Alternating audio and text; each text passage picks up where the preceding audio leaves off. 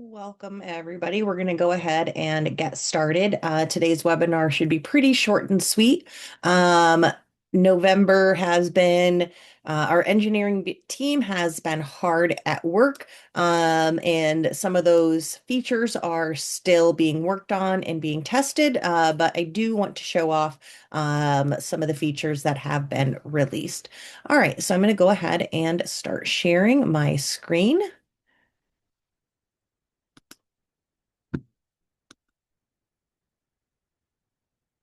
And if at any point you have any questions, you can put them in the chat and we will keep an eye on that and get those answered. Or if there's anything that you're just wondering about, whether it is an existing feature and you just have a question, be happy to answer those as well because we'll have some time today. All right. So the first thing I want to talk about the feature that's been released for a little while, but I wanted to bring some uh, just highlight it again because an updated feature has been released on that this month. So if we're looking at the map here and we navigate over here to the left of our layers, we have these features of interest layers. So for our enterprise customers, this is available for you to create custom map layers. And where this is really beneficial is for reporting purposes. So you're able to map out custom areas on the map, either drawing them points on a map. So addresses, like if you wanted to add livestock feedlots, chicken barns, anything like that, you could add to this map as a custom layer. Um, so when I'm looking at those features of interest, so I expand that here, and these are all custom uh, categories that have been added by us. So when you're thinking about how you might want to view a layer and how you might want to create that. So users with admin access and edit access are able to create these layers. So many of you might have to go to your camo ag person and sort of request these territories be added or request a territory get added. But just so you know, this does exist. So these are your categories. So when you're creating it out, like, how do I want to categorize these layers? Keep it broad. We've got this, market territories. This is our demo account, so it's got a lot of overlap.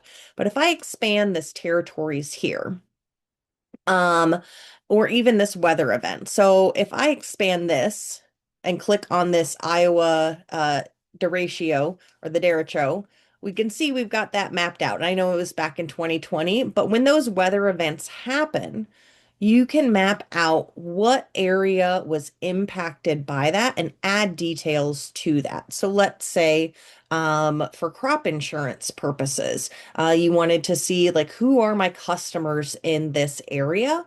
I could click on that territory, look at my available reports, and I could pull my contacts. I could pull my owner's report, my operator's report, whichever report's going to be most helpful for me. So if I looked at, you know, my operator's report, it's going to pull in based on the boundaries of that territory, who are operators. And then from there, I can continue to filter this by like, hey, they are a contact of ours. They're a customer of ours. They have a crop insurance uh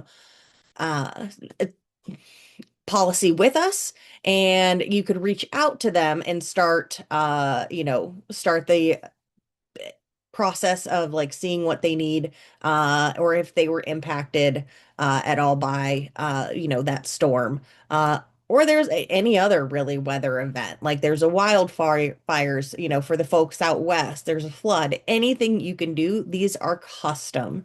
So when we're looking at that, how can we create those, add those layers? You can add it by a point. So an address, a long layer, can import shape files, or we can do a boundary layer.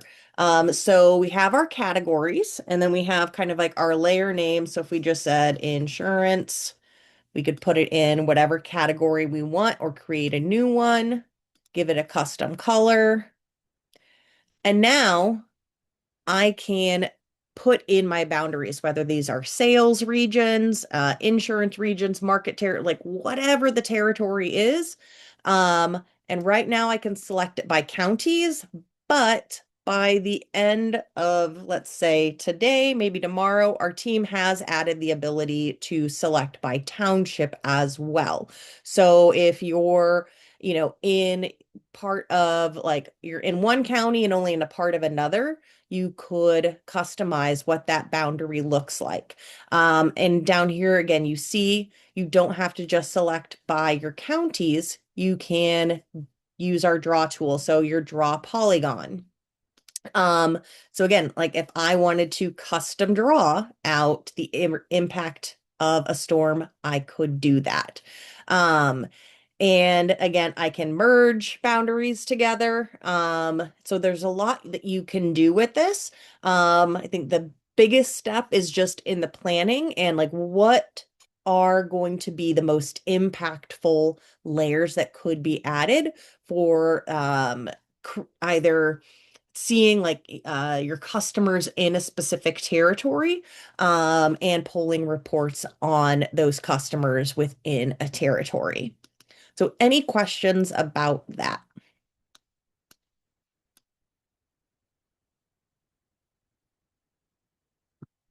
Okay.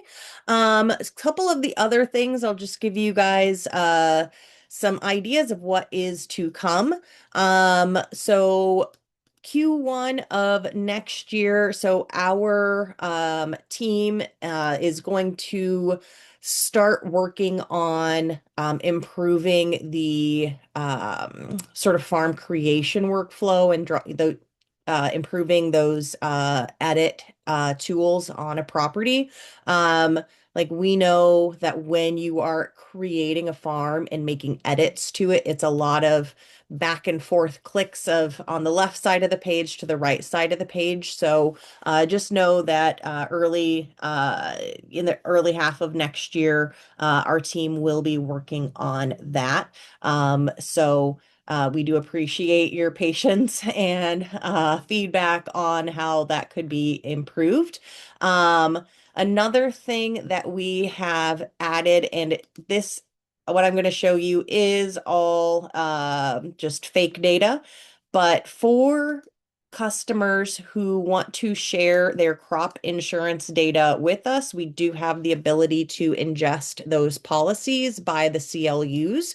So again, we could ingest that CLU data for crop insurance policies. And then when I enable that on the map, I'm able to see those crop insurance policies there. So think about with that custom map layer, what that looked like if I wanted to pull, who are my customers impacted by a weather event, or just hey, in my region, who is and who is not a customer, and see that by those CLUs. So we do have that option. So if your organization does sell crop insurance, we could work with you to import that data. Um, and whatever sort of information is being you would share, we could ingest that. Let's see what else we want to talk about. Oh, and the other thing the team has been working on is what we're referring to as an embedded SDK. So basically, think about a very parsed down version of our map here. And that would live on your organization's website. So potential current customers or potential customers could come to your organization's website, look at that map and select the parcels they own and request services from you, whether that, let's say that's an appraisal and they wanted to get an appraisal on a property. So then that request comes in and you already know what parcels you are working with and can just continue on working with that person and confirming all of that information. So those are some big things that are still in progress, but those custom map layers are there. And then forgot to show off while we were on those custom map layers, those users who do have admin access are able to edit those layers settings and archive those. So if you know you need to archive a layer and update it, those that can be done as well. But yeah, if there are no questions, that's what we had to show off for today. But certainly encourage you all to use those custom map layers and talk to whoever you need to in your org to get some of those added in there.